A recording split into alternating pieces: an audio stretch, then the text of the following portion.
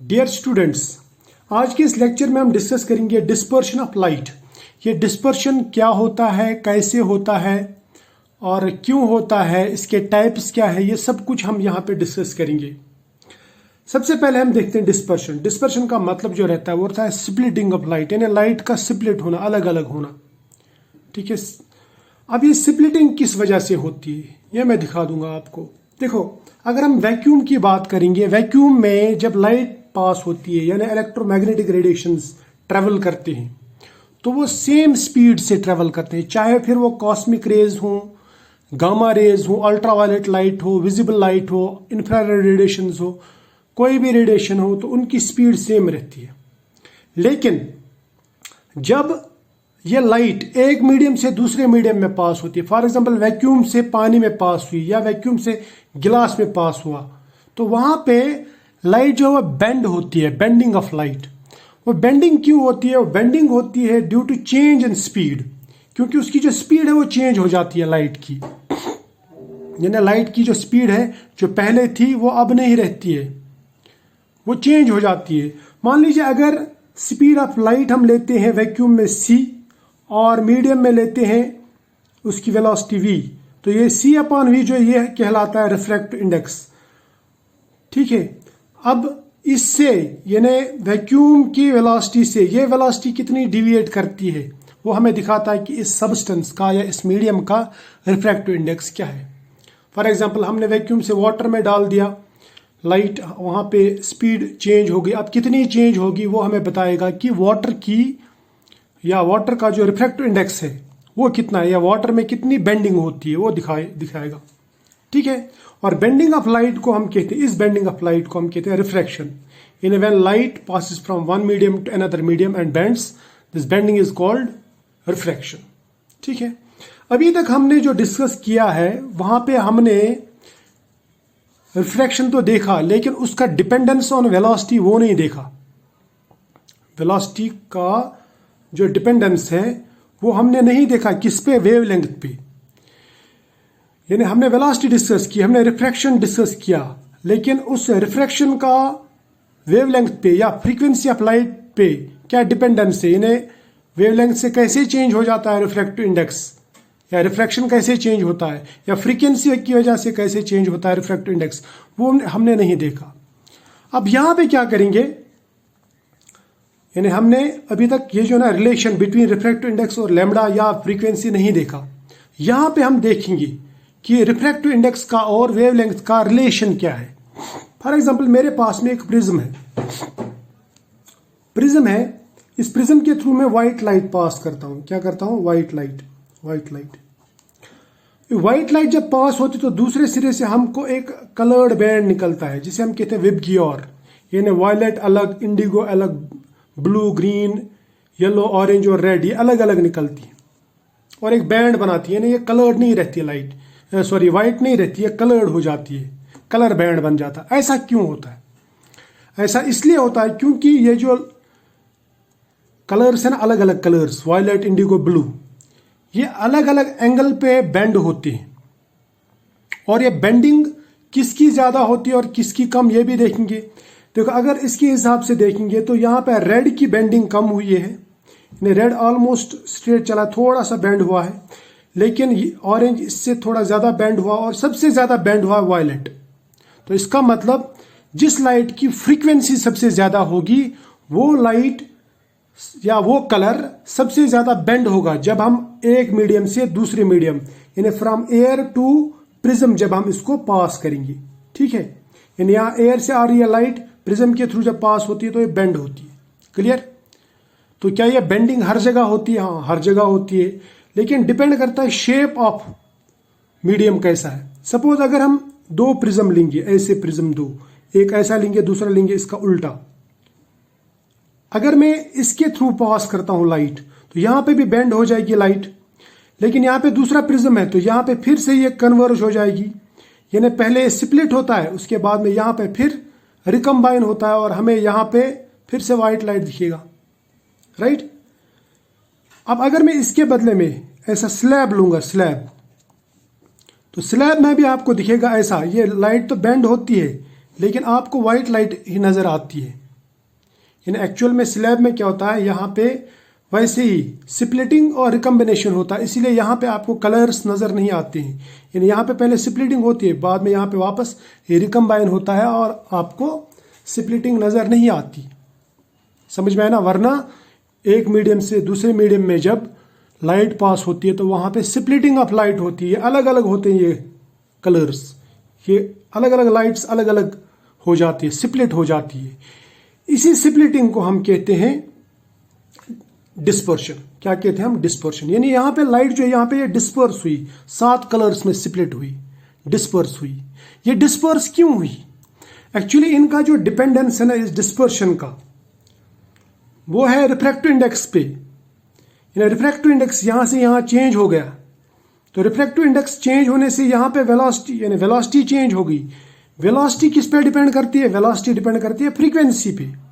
जिसकी फ्रीक्वेंसी ज्यादा उसकी बेंडिंग भी ज्यादा होती है, यानी जिसकी बेंडिंग ज्यादा होगी, this bending is directly proportional to frequency. जिसकी बेंडिंग ज्यादा होगी इसका मतलब उस लाइट की फ्रीक्वेंसी ज्यादा है। और जिसकी वेवलेंथ ज्यादा होगी, यानी सपोज रेड की वेवलेंथ ज्यादा है, तो इसकी बेंडिंग कम होगी। तो इससे यह पता चल जाता है कि रिफ्रैक्टिव इंडेक्स जो है या बेंडिंग ऑफ लाइट जो है यह डिपेंड करता है फ्रीक्वेंसी पे और वेवलेंथ पे। इसी की वजह से ये स्प्लिटिंग होती है। समझ में आ रही है बात? इसी तरह से जब हम सड़कों पे ऑयल देखते हैं, ऑयल पड़ा हुआ रहता है, सपोज गाड़ी से कहीं पे लीक हो गया ऑयल, तो उस पर जब लाइट पड़ती है तो वो ऑयल आपको कलर्ड दिखता है, कलर्ड। स्पेशली अगर वो पानी के ऊपर होगा, सपोज पानी के ऊपर अगर ऑयल पड़ता है तो वो आपको कलर नजर आता है, कलर्ड ऑयल दिखता है। वो क्यों होता है? That is because of this dispersion. Dispersion. इसी तरह से रेनबो, फॉर्मेशन ऑफ रेनबो जो है, फॉर्मेशन ऑफ रेनबो भी बिकॉज ऑफ डिस्पर्शन होता है।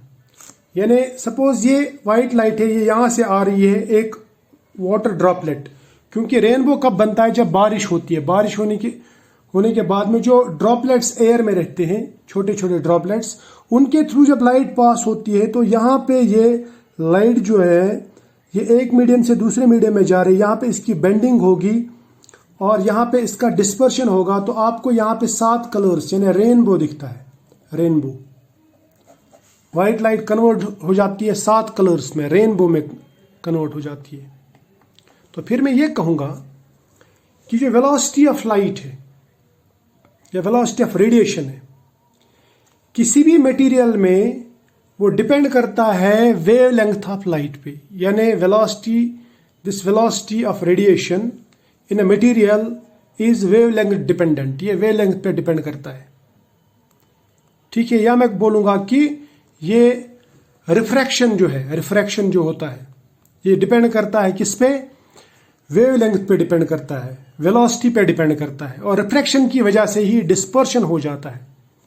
तो रिफ्रैक्टिव इंडेक्स को हम दिखाते हैं C/V, यानी velocity of light in vacuum divide by velocity of light in a medium, ठीक है। तो इसका मतलब वेलोसिटी जो है ये किस पे डिपेंड करती है? रिफ्रैक्टिव इंडेक्स पे। और रिफ्रैक्टिव इंडेक्स जो है ये डिपेंड करता है, ये डिपेंड करता है, या मैं बोलूंगा it is function of wavelength और फ्रीक्वेंसी।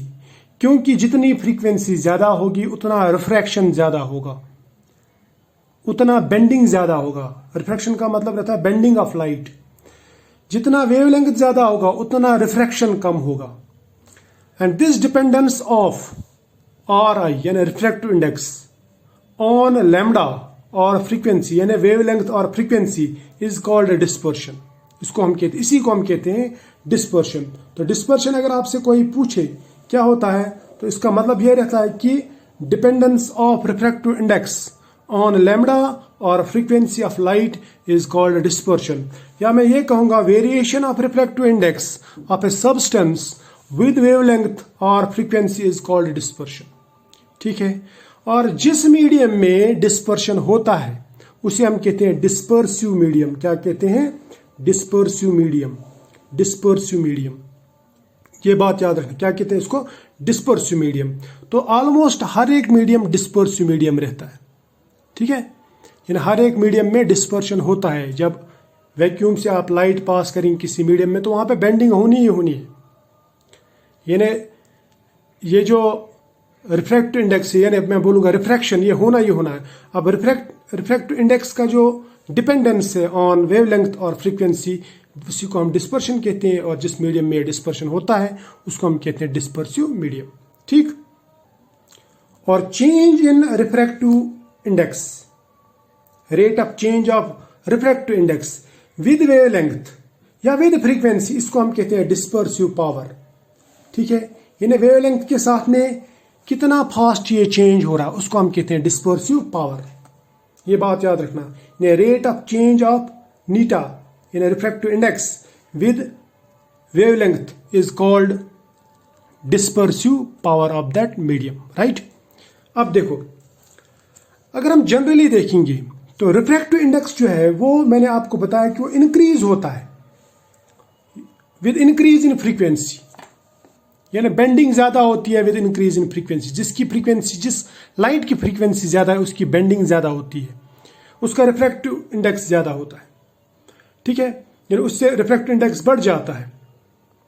एंड रिफ्रैक्टिव इंडेक्स जो है वो डिक्रीज होता है विद इंक्रीज इन वेवलेंथ।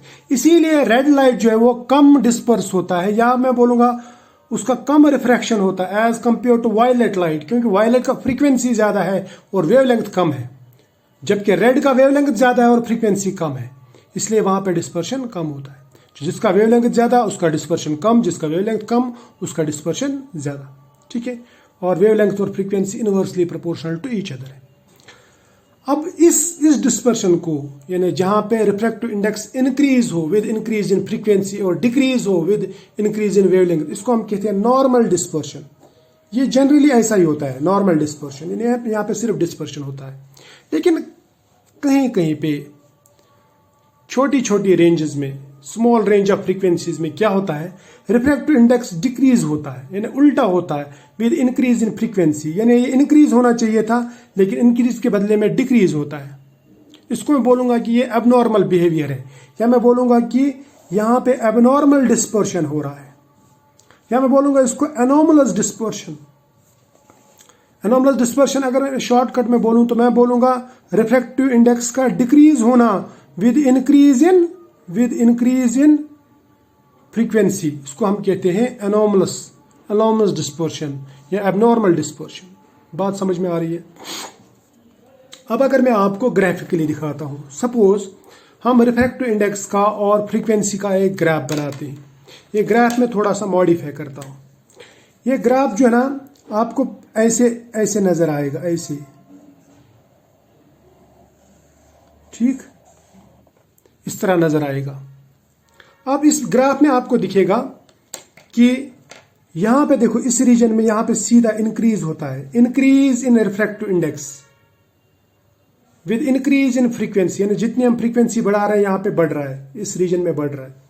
फिर यहां पे वापस ये डिक्रीज होता है, फिर इंक्रीज होता है, फिर डिक्रीज होता है, फिर इंक्रीज होता है, फिर डिक्रीज होता है। इंक्रीज होना तो नॉर्मल है, इंक्रीज होना नॉर्मल है, लेकिन डिक्रीज होना ये नॉर्मल नहीं है। जहां जहां पे भी आपको तुरंत चेंज दिख जाए, डिक्रीज दिख जाए, अब्रप्ट चेंज, इसको हम कहेंगे एनोमलस डिस्पर्शन। यानी डिक्रीज होना मतलब ये एनोमलस है। इंक्रीज होना, रिफ्रैक्टिव इंडेक्स का इंक्रीज होना या डिस्पर्शन का इंक्रीज होना, इट इज नॉर्मल डिस्पर्शन। लेकिन रिफ्रैक्टिव इंडेक्स का डिक्रीज होना यह है abnormal dispersion with increase in frequency. ठीक है, अब देखो ये जो डिस्पर्शन है ना, नॉर्मल डिस्पर्शन, ये आपको ज्यादातर यही दिखेगा, लेकिन कुछ जगहों पे जैसे आईआर में या विजिबल के कुछ पोर्शन में आपको एनोमलस भी दिखेगा, यानी एबनॉर्मल डिस्पर्शन भी दिखेगा। राइट, यानी आपको डिस्पर्शन जो है ना विद फ्रीक्वेंसी ये ऐसा दिखना चाहिए था, लेकिन कहीं कहीं पे डिक्रीज होता है, उल्टा हो जाता है। ठीक है, फिर कहीं पे फिर इंक्रीज होता है, फिर कहीं पे डिक्रीज होता है, एंड सो ऑन। अब डिक्रीज आपको कहां दिखेगा? डिक्रीज आपको वहां दिखेगा जहां पे वाइब्रेशंस होंगे मॉलिक्यूल्स में, जिस रेंज में इलेक्ट्रॉनिक ट्रांजिशन होंगे मॉलिक्यूल्स में, वहां पे होगा। अब इसको अगर आपको समझना है तो आपको समझना होगा इसको माइक्रोस्कोपिक लेवल पे, क्योंकि जो डिस्पर्शन है, dispersion is a microscopic phenomenon.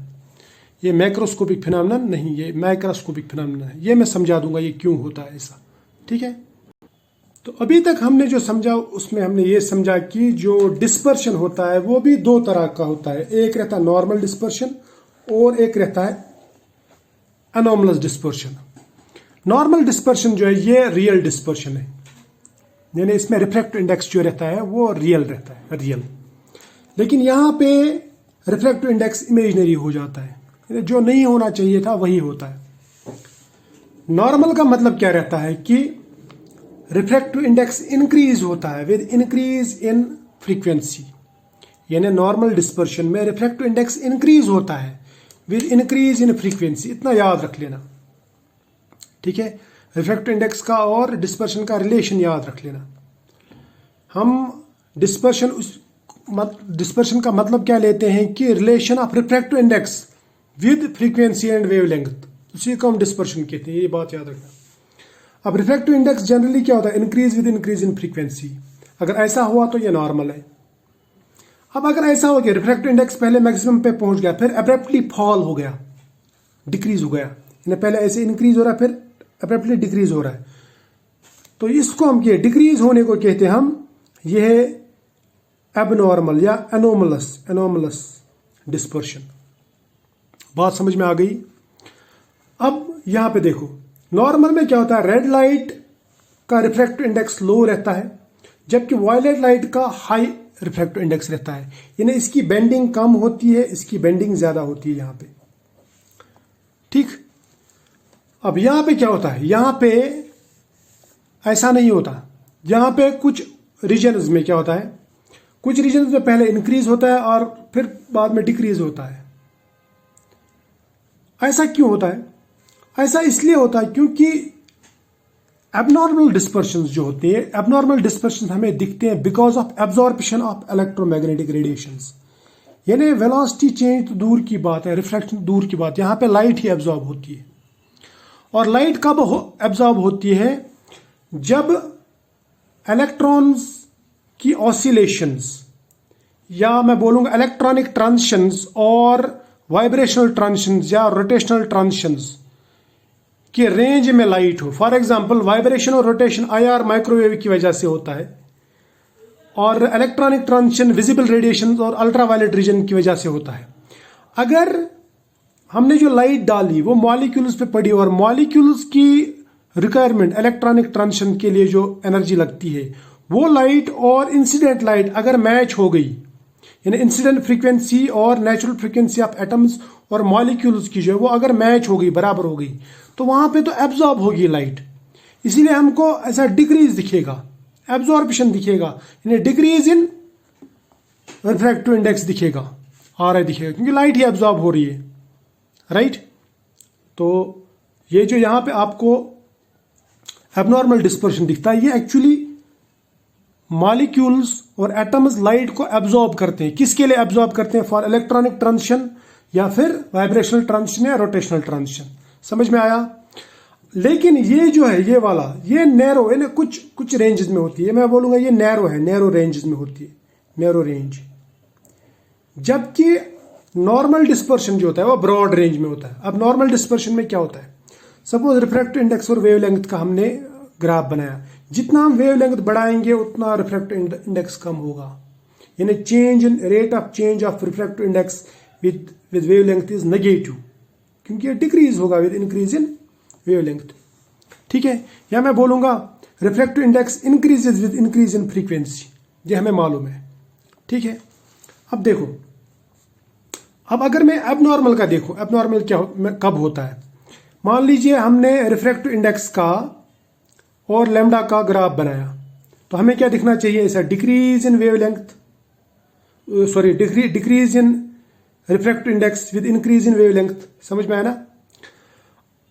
और कहीं कहीं पे क्या होता है कि यहां पे अचानक रिफ्रैक्टिव इंडेक्स इंक्रीज होता है। क्यों इंक्रीज होता है? क्योंकि लाइट एब्जॉर्ब हो रही है, लाइट एब्जॉर्ब हो रही है, ठीक है। मैं वेवलेंथ के साथ में बोल रहा हूं, यानी वेवलेंथ बढ़ाया तो ये पहले डिक्रीज हो रहा था फिर इंक्रीज हो रहा है। अगर मैं फ्रीक्वेंसी का बताऊं फिर उल्टा हो जाएगा, यानी पहले इंक्रीज हो रहा था फिर डिक्रीज होगा, ऐसा ही होगा ना? शाबाश। अब देखो, मान लीजिए एक पर्टिकुलर वेवलेंथ पे मॉलिक्यूल्स जो ये लाइट एब्जॉर्ब कर रहे हैं, तो वहां पे डिक्रीज के बदले में, डिक्रीज इन रिफ्रैक्टिव इंडेक्स के बदले में इंक्रीज दिख जाएगा एक पर्टिकुलर रेंज में। मान लीजिए ये रेंज से लेके ये रेंज तक, इस रेंज को मैं बोलूंगा, इस रेंज ऑफ वेवलेंथ को बोलूंगा मैं एब्जॉर्प्शन बैंड, एब्जॉर्प्शन बैंड। और ये increase in refractive index with increase in wavelength, इसको मैं बोलूंगा ये एनोमलस बिहेवियर है। और यहां पे dn/d लैम्डा जो है वो होगा ग्रेटर देन 0, या मैं बोलूंगा पॉजिटिव। ठीक है, अगर आपको ये कंफ्यूज कर रहा होगा तो मैं इस ग्राफ को फ्रीक्वेंसी के तरीके में दिखाता हूं। देखो, मान लीजिए हमने यही ग्राफ बनाया दोबारा, मगर अब हमने बनाया ये रिफ्रैक्टिव इंडेक्स वर्सेस फ्रीक्वेंसी। क्या बनाया? Versus frequency. तो रिफ्रैक्टिव इंडेक्स इंक्रीज होता है विद इंक्रीज इन फ्रीक्वेंसी, है ना, पहले इंक्रीज होगा। ठीक, मान लीजिए एक पर्टिकुलर फ्रीक्वेंसी पे ये अचानक डिक्रीज हो गया, यहां तक पहुंच गया, फिर इंक्रीज हो गया। अब ये जो रीजन है, दिस रीजन, ये कौन सी फ्रीक्वेंसी है? मान लीजिए फ्रीक्वेंसी से म्यू से लेके म्यू नॉट तक, ये जो रीजन है इसको मैं बोलूंगा ये एब्जॉर्प्शन बैंड, एब्जॉर्प्शन बैंड। यानी ये वो बैंड है, ये वो रेंज है जिसमें मॉलिक्यूल्स लाइट एब्जॉर्ब कर रहे हैं फॉर आइदर इलेक्ट्रॉनिक ट्रांजिशन और फिर वाइब्रेशनल ट्रांजिशन।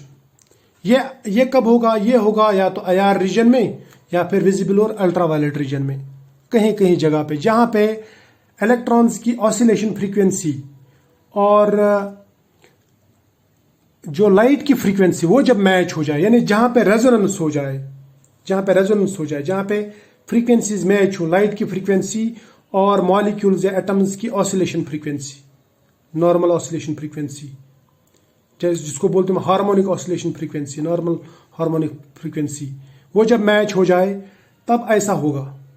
ठीक है, तो मैं फिर बोल सकता हूं ये जो यहां पे दिख रहा आपको ये वाला रीजन, ये एबनॉर्मल या एनोमलस डिस्पर्शन है, या मैं बोलूंगा इसको रेजोनेंस डिस्पर्शन, रेजोनेंस डिस्पर्शन। यानी इस रीजन में मॉलिक्यूल और लाइट आपस में एनर्जी एक्सचेंज करते हैं, यानी एनर्जी ट्रांसफर होता है। मैं बोलूंगा एनर्जी ट्रांसफर होता है, एनर्जी ट्रांसफर होता है, ट्रांसफर कहां से कहां? लाइट से मॉलिक्यूल, मॉलिक्यूल और मॉलिक्यूल से लाइट की तरफ। इसी को हम कहते हैं रेजोनेंस, यानी इको, यहां से यहां जाना, यहां से वापस आना। ठीक, अब नॉर्मल डिस्पर्शन जो मीडियम दिखाते हैं, नॉर्मल डिस्पर्शन जिस मीडियम में होता है, डिस्पर्शन मीडियम, ठीक है, जिस मीडियम में या जिस चीज में जो मटेरियल नॉर्मल डिस्पर्शन दिखाता है, उन मटेरियल्स को हम यूज करते हैं। These are more stable for manufacturing of lenses. और जो एनोमलस डिस्पर्शन दिखाते हैं उनको हम यूज करते हैं प्रिज्म्स के लिए। ये बात याद रख लेना। तो आई होप आपको नॉर्मल और एनोमलस डिस्पर्शन और सिंपल डिस्पर्शन समझ में आया होगा। तो फिलहाल आज इतना ही, मिलेंगे नेक्स्ट लेक्चर में, तब तक के लिए बाय।